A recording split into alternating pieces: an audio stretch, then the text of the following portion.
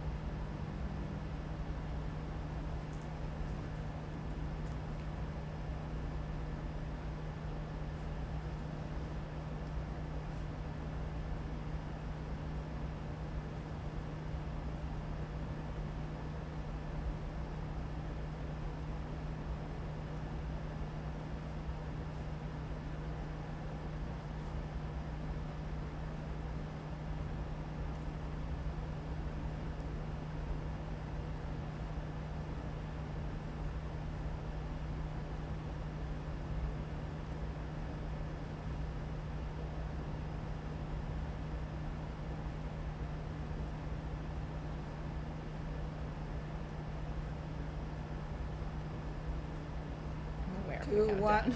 Yeah, the time is up. Yay. Welcome back, Chrissy. Thank you. How did it go? Oh my God, look at that. Is that good? Yeah, it's great. So many words on paper. What's coming up for you? What is it that you'd like to share with us?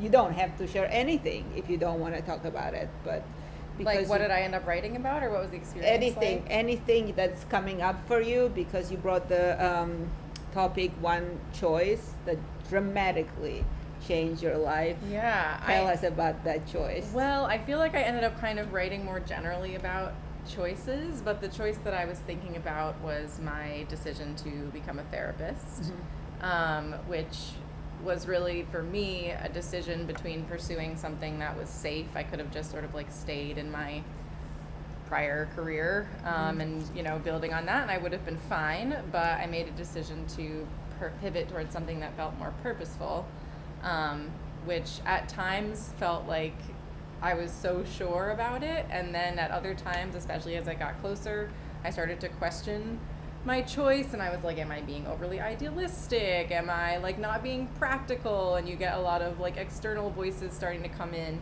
so it's something that I sort of agonized about. But what I ended up writing about a little bit was like sort of a shift that happened when I started deciding to try to make choices that weren't just comfortable. Like, I want to do the thing that isn't necessarily easy, or like I want to do the thing that aligns with my values. Like, I feel like younger in life, it was kind of just like what makes sense, what's easy, what can I do, like and at some point you get a little older and you're just like, what actually matters? Like, what am I building? So like, I feel like I've started making choices now around like, what do I want to build long term, as opposed to like, what just gives me stability today. So I wrote about that a little bit. I wrote about how choices, like, there have been times in my life, I think a lot of people find them like very paralyzing. There's this sort of like fatalistic sense of like, whatever I choose now is like the rest of my life is determined by said choice. Good point. And something that I've been learning through some things I've been reading recently, and also the little bit of therapy work I've already done, is that like choice is sort of a uniquely human power. Like, most beings don't really get to make a lot of choices. And I read Viktor Frankl, something by Viktor Frankl recently, where he talks about this is like the one inalienable power that we have, that like that people could take everything from you, but they can't take your choice in like how you show up or like how you react. That's still how I respond to a situation, is always my choice. So I've been trying, I think there's a way to like reframe choices in a way that's empowering as opposed to scary, depending on how you look at it. So I don't know, that I got a little philosophical. It's great In my writing. I love it. I love it. Philosophical is good. Anything, whatever comes up, it's good. I like when you said that. It's tough to make a real change when you're used to something in a status quo, because it's not very encouraged in this society, because everyone is so bound by their fear, and it's not their fault. Nobody can encourage you because they're not even able to encourage themselves. And now Yes. I started having compassion for those people. Yes, that's so true. I went to get my hair done right before I graduated, and I was telling my hairdresser about what I was doing in my graduation, and he's like, "You're changing careers? Why? You're too old to do that." And I was like, I mean, first of all, You're not, you know. Okay, she looks great. I love your hair. He did your hair. He did a good job. Yeah. But I mean, I thought it was amazing that he had the gumption to like be so direct. But yeah, people have a lot of opinions about what's an appropriate way to live your life, and I think that growing up is realizing that like those choices are mine. Yeah, and also when you start like excelling or rising on that pyramid of Maslow, right? It's not just about surviving anymore. Like you need to individuate, right? That's what they call in therapy. You Yes. need to find that, because otherwise, yeah, I relate with that. I also want to ask you, because this is about I'm talking about creative blocks or inhibitions, but you described the big change, and when you said that you had doubts, how?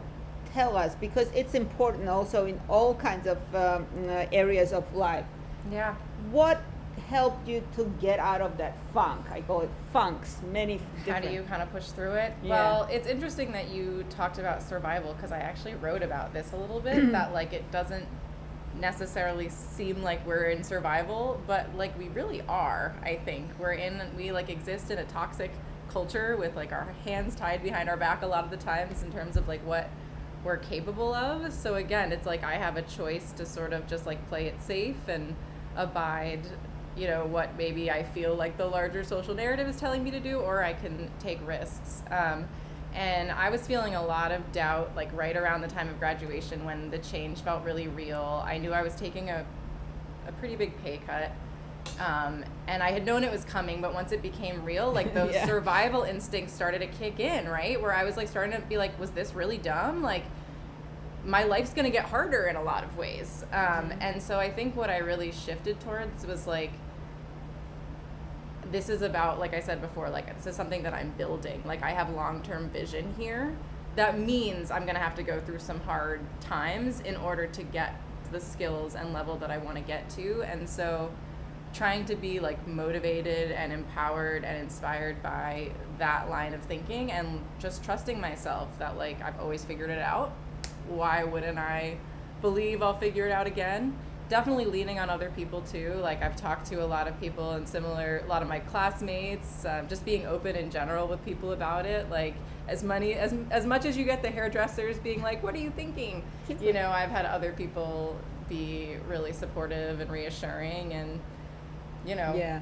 there's Maybe- no one right way to do things. Exactly. Maybe take his comment and make it, you know, like grow from it, or like remember it, right? Because you have the proof that you're not, first of all, you're not too old. Second of all, this culture now, as much as like life has gotten difficult and confusing, the age is not the same concept as it was before. My aunt actually told me it absolutely has changed. We live longer, and also now like we look younger. I mean, it's a fact, right? And it's completely different now, because people, even though it's hard, people are going through similar things that you're going through and what I'm doing. You did a bigger jump. You did like a biggest jump with, you know, pay cut and less Starbucks coffee. Sorry about that. I know.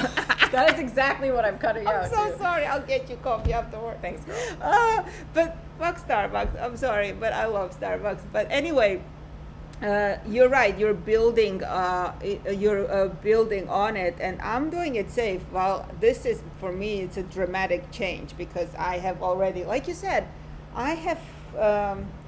What is it? Yeah, the choice. I was so tied that I forgot that I'm able to make another choice.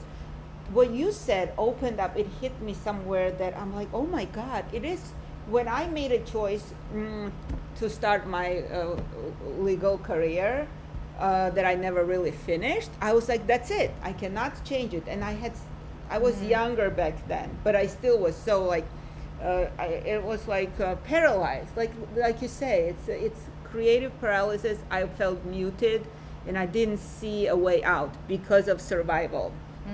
Because I do need the certain income to survive and do this as well, right? Yeah. But we also have people who help us, and I'm so grateful for that. There's so many people that I didn't even like realize there are out there that are helping us, and they're out there that you have a good. I'm pretty sure you have a great moral and actual support in your family. Oh, yeah. It's a big deal. And if you want to tell us like what kind of therapist you are, who are you going to be helping? Can you help us? I'll try. So I'm still. I have my licensure exam in about 10 days, so I'm not actually fully licensed yet. But I am working with the substance use population. So right now I'm working with people that are struggling with substance use disorder. But my primary orientation is that I'm nature-informed therapist. So I have a very strong feeling about connection to nature and its implications for wellness. So that's kind of my passion and Yeah. what I'm planning to sort of build a practice around with this in the long term. I see your posts on Instagram. It is very nature. There's so much nature. There's so much goodness, and I'm sure you'll help so many people out there. Thanks. And I hope you come back and we can talk about more stuff. Yeah, let's do another one. Different choice. After your license, you'll come back. Thank you so much for being with us. Thanks, Victoria. Have a great evening, guys. And I have to slowly stop this because otherwise it breaks in the middle. So have a good day. Have a good evening. Have a great week ahead. Bye bye.